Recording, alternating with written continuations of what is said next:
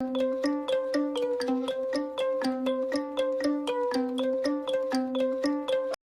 sou a Carol e hoje a gente vai falar sobre quantidade de calor, tá? Antes da gente iniciar o assunto, antes de a gente falar de quantidade de calor, a gente precisa ter alguns conceitos prévios bem fixados na nossa cabeça. Então, por isso, a gente vai começar fazendo uma pequena revisão.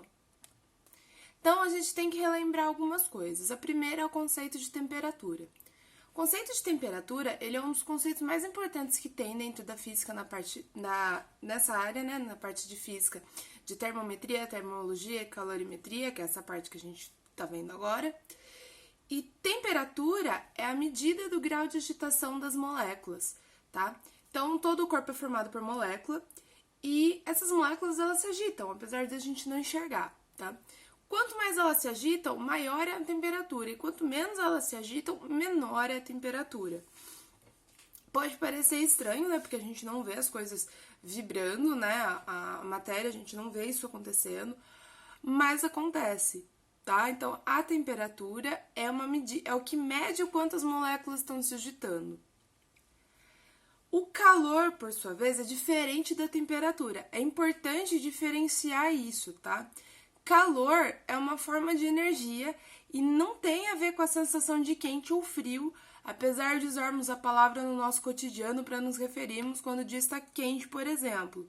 O calor sempre flui do corpo de maior temperatura para o de menor. Então, calor é completamente diferente de temperatura. A gente habitualmente fala, então, que calor na verdade, por exemplo, a gente associa o termo de calor com como o clima tá, né? Então a gente fala assim, por exemplo, hoje tá quente, né? Hoje tá calor. Não tem a ver, tá? Calor é uma forma de energia. A gente tem infinitas formas de energia. A gente tem energia térmica, energia solar, energia nuclear, energia elétrica, energia cinética, energia potencial. O conceito de energia, ele é muito amplo e abrangente, tá? O calor é um tipo de energia, tá? E o que caracteriza ele, na verdade, é que ele é uma forma de energia em trânsito. E o conceito de equilíbrio térmico?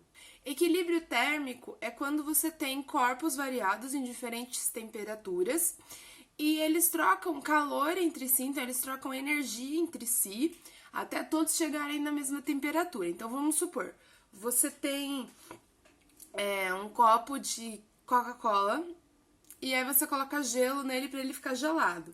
Não é o gelo que passa o frio para o copo de Coca-Cola. É a Coca-Cola que perde o calor dela para o gelo, tá? Ele vai absorver calor e isso é muito importante. Saber da onde para onde o calor vai, tá? É sempre do de maior temperatura para o de menor. Eu posso ter duas coisas muito frias. Ambas vão ter a presença vão ter a transmissão de calor. Se elas tiverem a temperaturas diferentes, ele sempre vai migrar da que tá de temperatura maior para de temperatura menor, até que as duas cheguem numa mesma temperatura, que é o equilíbrio térmico, tá? Relembrando também, condutores térmicos são materiais que facilitam a transmissão do calor, como por exemplo os metais.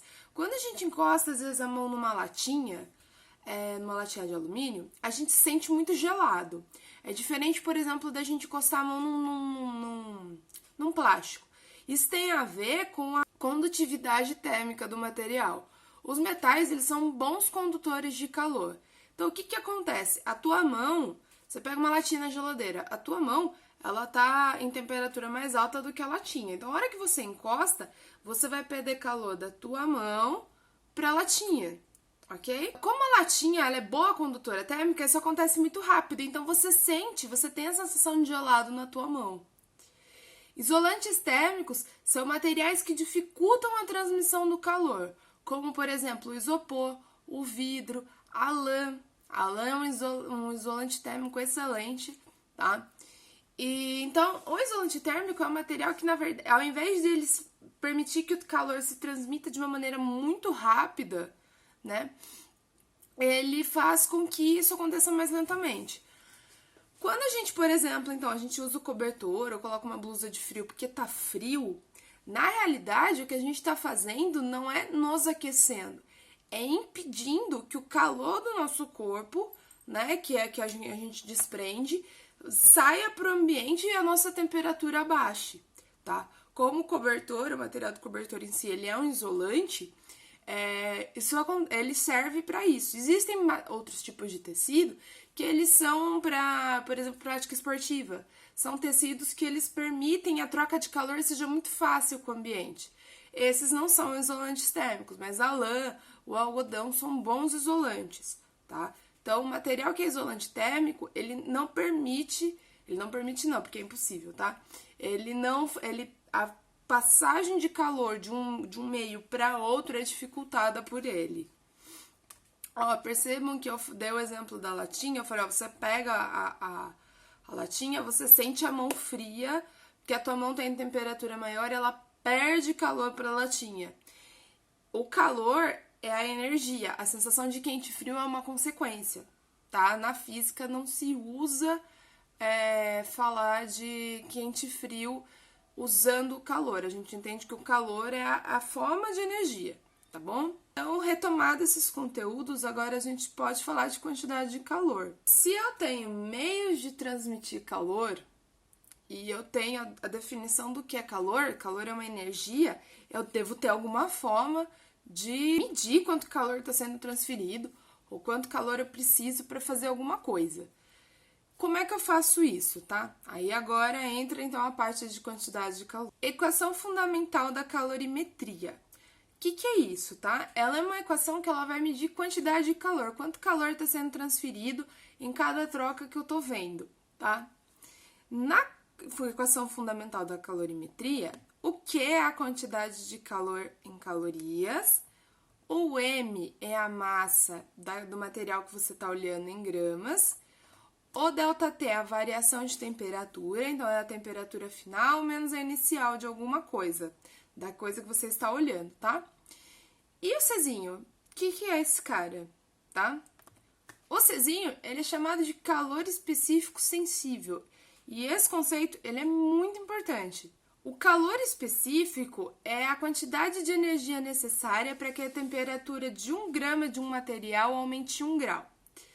Cada material tem seu calor específico. O maior calor específico é o da água, que é 1 caloria grama por grau Celsius. O calor específico também muda conforme o estado físico em que o material se encontra. O calor específico do gelo, por exemplo, é menor do que o da água na forma líquida. Tá? O calor específico, voltando na definição dele, é a quantidade de energia que você precisa para que 1 grama de um material aumente 1 grau, tá? A temperatura em 1 grau. Então, é tipo assim, cada material vai ter seu calor específico. Se for, vamos supor, o calor específico da água é 1. Então, para eu subir 1 grau a temperatura de 1 grama d'água, eu tenho que dar uma caloria. Se eu quiser subir 1 grau a temperatura de 2 gramas de água, eu tenho que dar 2 calorias. E assim vai sucessivamente, tá? Cada material vai ter seu calor específico e ele muda conforme o estado físico do material. Aqui tem uma tabelinha, então, os diferentes calores específicos de cada material. Então, a gente tem a água líquida, o calor específico é 1, o gelo é meio e o vapor d'água é 0,48. Então, percebe que mudando o estado físico, muda também o calor específico. A areia, olha, o calor específico dela é super baixo.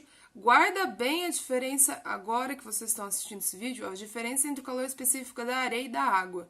Ele vai ser importante daqui a uns 2 minutinhos.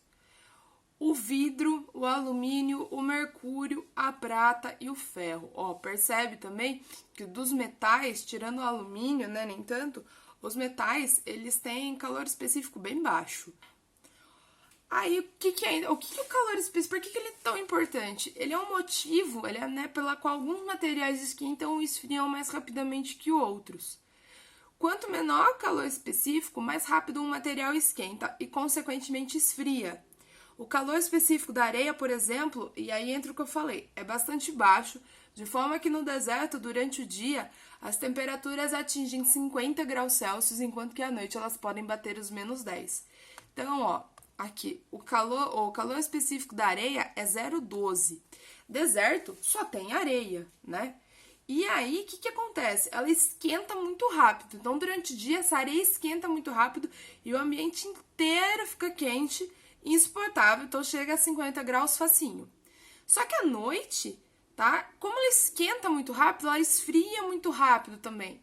Então, ela transfere o calor para o ambiente, que aí a temperatura baixa, a temperatura da areia vai estar maior do que o ambiente, ela vai tender a transferir energia para o ambiente até, né, enquanto houver diferença. E aí, só que isso acontece de uma maneira muito rápida. Então, à noite no deserto é muito frio. Se você assistir algum filme de deserto, tipo a Múmia, você vai ver que a galera, eles usam umas roupas bem pesadas, pretas, durante o dia, né? E elas são de manga comprida, porque é muito quente. Só que à noite é muito frio. Então tem que, como se eles vão passar o tempo todo lá, eles têm que ser uma roupa que proteja nos dois climas, apesar mesmo de que você passe muito calor durante o dia. A água é um importante regulador térmico na temperatura do planeta. A umidade presente no solo e no ar, bem como os rios e marés, absorvem lentamente o calor advindo do sol durante o dia e libera também lentamente à noite, quando a temperatura cai, fazendo com que o clima na Terra seja ameno o suficiente para que possa ser habitável. No deserto, a gente não tem água, né? Em geral, assim, né? O índice de chuvas é baixíssimo, então a areia ela é seca e aí não tem a umidade no solo para poder reter o calor do sol. No resto do planeta, de uma maneira geral, tá? A gente falando aqui assim, não tô falando dos polos, tá? Ou mesmo algum país que é muito frio, a gente tem a presença da umidade. Então, ela é importante para manter a vida habitável no planeta.